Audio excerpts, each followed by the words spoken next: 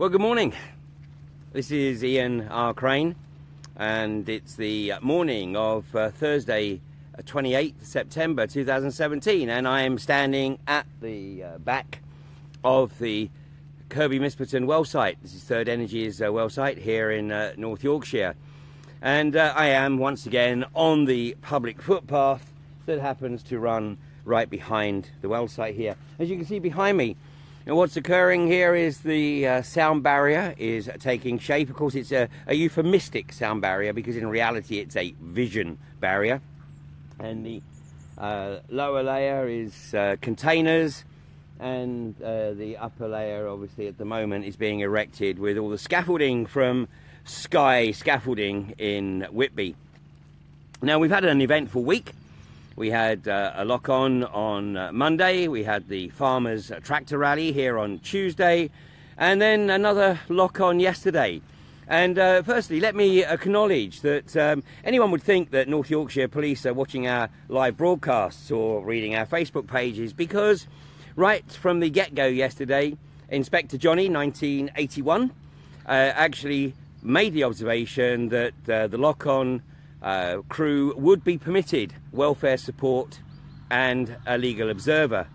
Well, and he said that that would stay in place until such time as the removal team arrived. When the removal team arrived, they seemed to be very uncomfortable with a number of people who were not actually locked on being in the arena, and so for safety reasons they decided to limit it to one.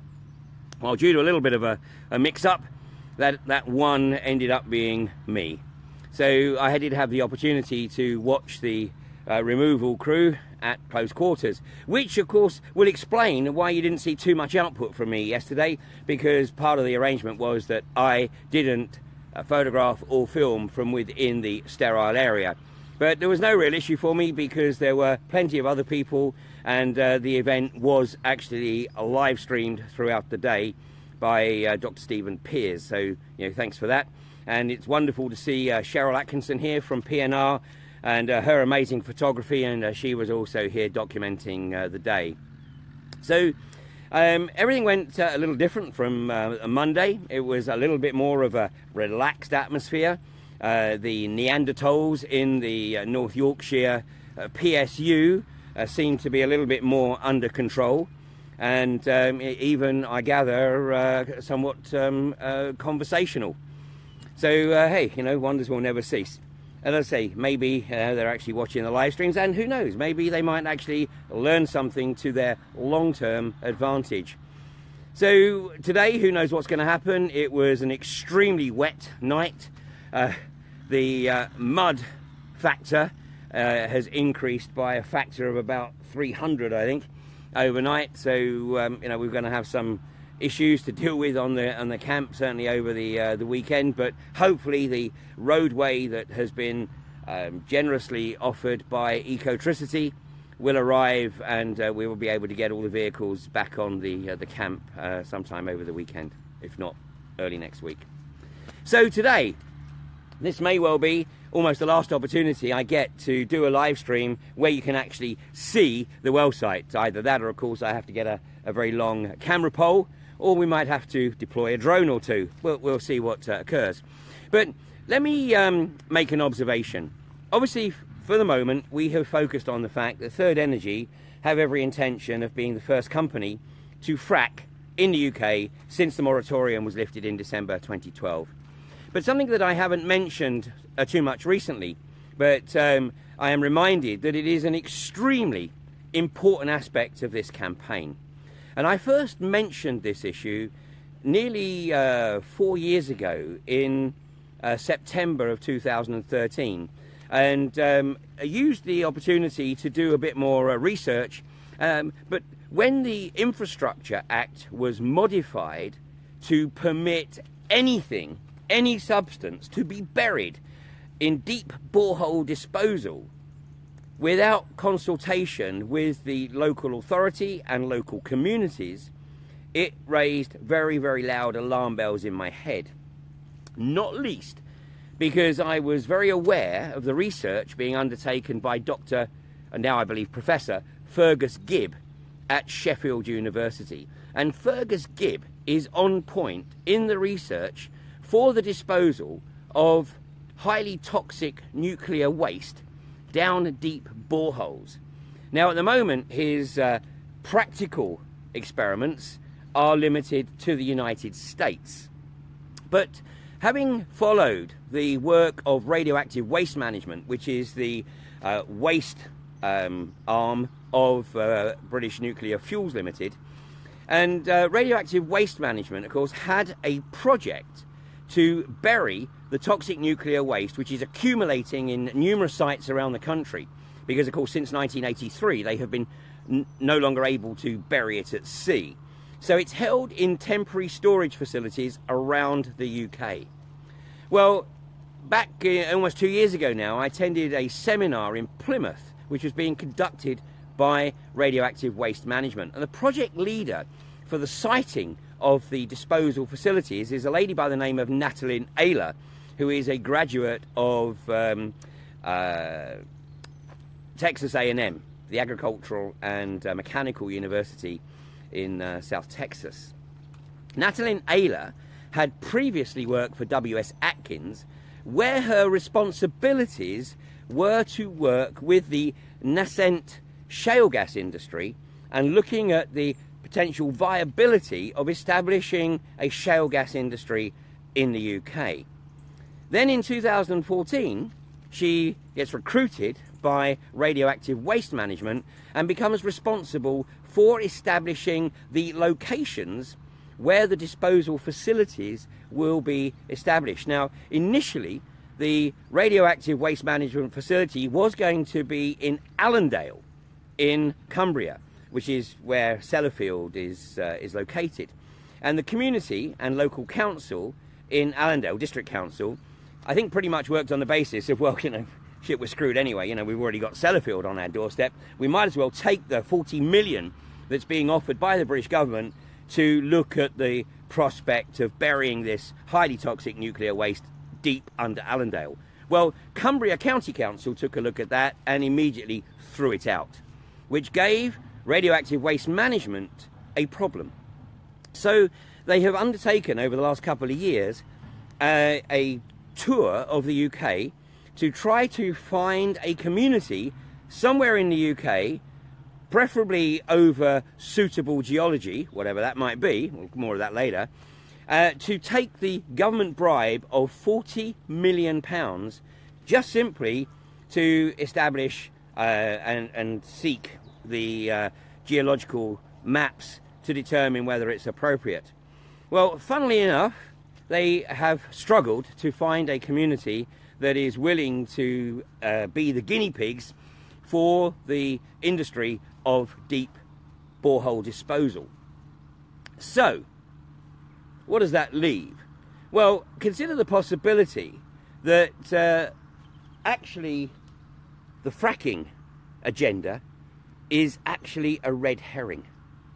It's actually a loss leader, because communities are obviously up in arms about the prospect of having a fracked gas well in their backyard.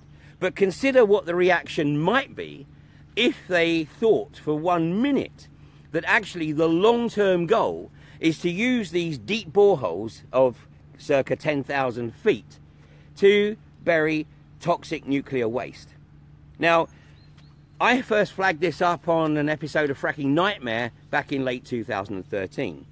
After the Infrastructure Act was modified, I incorporated just the hypothetical statement of what might be behind this agenda in voices from the gas fields. And obviously, you know, because it was just a mention, it went straight over the top of people's heads. But now, having attended yet another seminar with Radioactive Waste Management, where I asked the direct question, and the way in which I would describe Natalie Ayler's reaction is deer in the headlights. Now, if what I was saying was totally outrageous and just a rampant conspiracy theory, then you would think they would be completely dismissive of it and try to flag up that I was making suggestions that were totally outrageous. But funnily enough, there is complete silence on the issue. So, I am quite prepared to acknowledge that I may be way off beam here.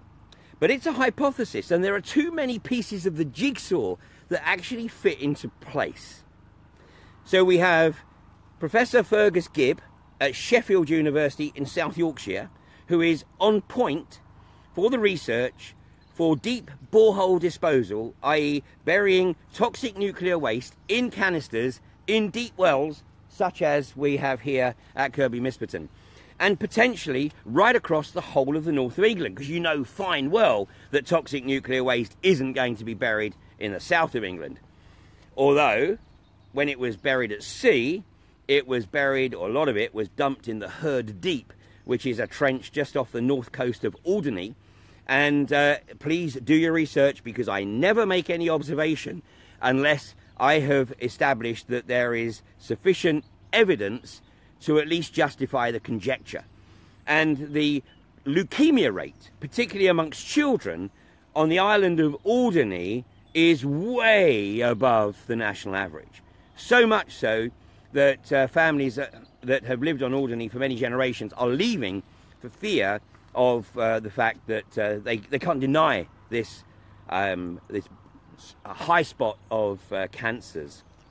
So obviously this is not something you're necessarily going to read in the mainstream media, but you can watch a documentary, and the documentary that I encourage you to look at is online. Just simply research nuclear waste disposal, and you will see that this has been a problem. There are people that are aware of the issue, but funnily enough, it's not discussed in the lamestream media. So what do we have here? We have Third Energy, a company that has a negative net worth of some 36 million. They're desperate to get some flow of gas here so that the likes of INEOS will snap them up, and that John Dewar can then ride off into the sunset and enjoy a retirement, having screwed up North Yorkshire.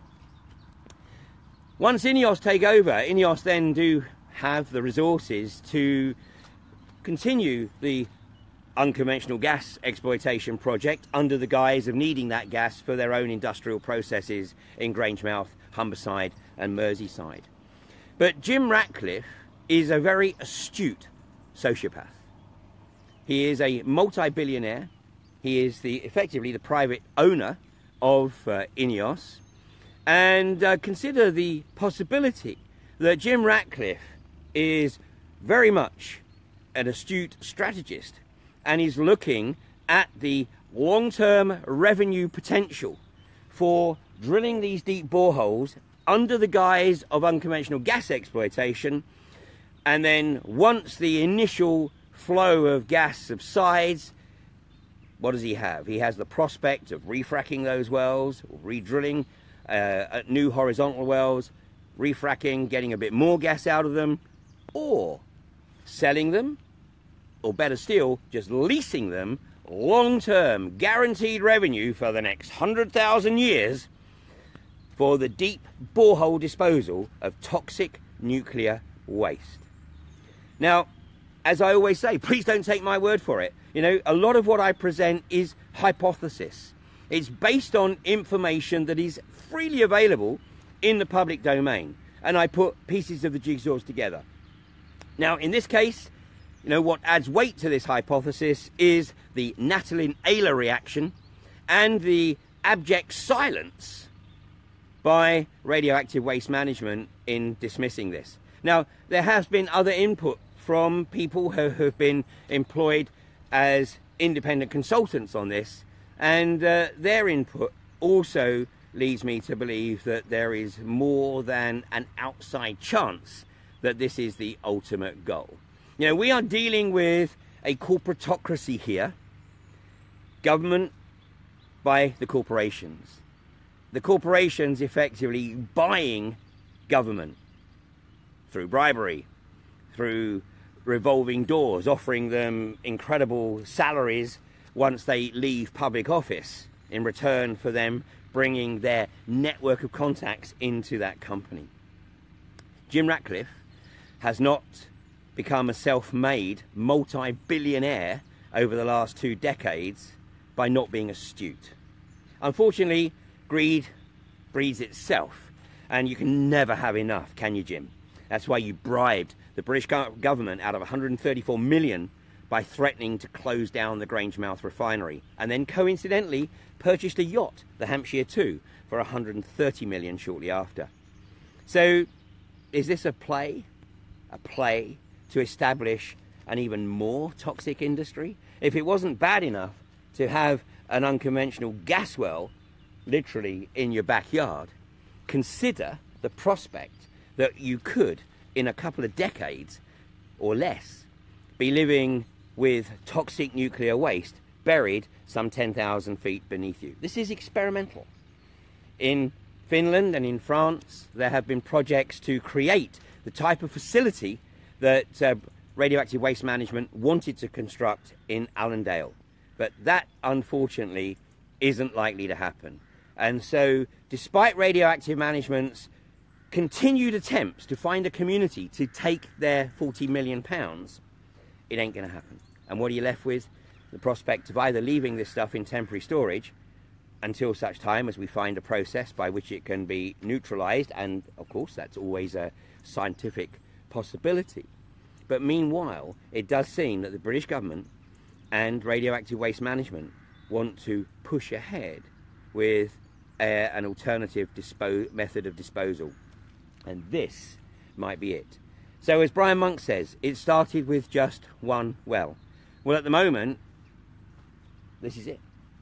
You know, this is a well that is just shy of 10,000 feet. And the geology, is it suitable? Somehow I think the geology, the suitability of the geology is almost secondary. Because if we really looked at what is suitable geology, then this toxic nuclear waste would be buried around London, because the ideal geology is clay. And where do we have the largest clay basin in the UK? Right underneath London and the southeast. But you know that ain't going to happen. So as I say, please don't take my word for it. Please do your own research. Look at radioactive waste management, look at the work of Natalie Naylor, look at Natalie Naylor's history, and ask your MP the question. Of course you're going to be told, oh, don't be stupid, it's rampant conspiracy. This is how the government gets away with this stuff, by dismissing those who flag anything up that they are concerned about as rampant conspiracy. And the term is used to try to undermine those of us who do research. It's research that the establishment would rather people didn't do, bit like fracking.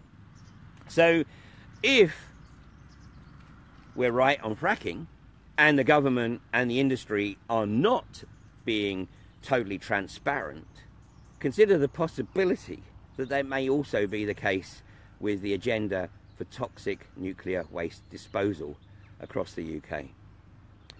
Dr. Fergus Gibb, Sheffield University, look at his research, look at how the Infrastructure Act was modified to allow anything to be pumped down these deep wells without consultation with the community.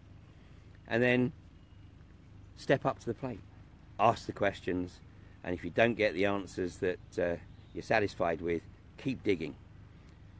The British government, the establishment in general, does not like curious, sovereign, independent residents of communities. It wants you to simply take their narrative at face value and then go about your mundane lives and leave them alone to do whatever it is that their corporate paymasters instruct them to do.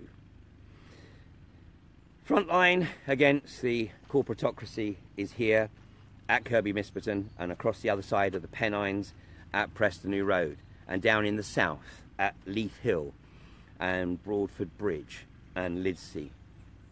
Get involved, because if you don't get involved, if you don't do the research, then the legacy that you, by your apathy, your willful ignorance, or simply your abdication, may actually be condemning future generations to lives of unimaginable, abject misery. So, thanks for listening, and this is this morning's 8:30 live stream from Kirby Misperton, And we'll be back tomorrow at 8:30, and hopefully then we'll take a break from the weekend and reflect on what has occurred this week, and look at a game plan perhaps for next week, because I'd hate to think that the protector removal team have gone through all that training and not get the opportunity to put it to good use. So have a great day. Follow what's occurring either on my Facebook page or the Kirby Misperton Protection Camp Facebook page, Eddie Thornton's Facebook page, Louise Hammond's Facebook page, and Dr. Stephen Pear's Bambuza channel. And of course, anything that we do put out on Facebook will also quickly be put up onto YouTube for those that don't have access to Facebook. So please don't just like the stuff, share it. And whomever is putting information out from any of these sites, please share it around. The importance is to raise awareness across the wider community, not to keep preaching to the converted. So thanks a lot, and I'll catch up with you later. And meanwhile, I would say enjoy the view, but it's pretty awful really, isn't it? So let's turn around and look at the better view.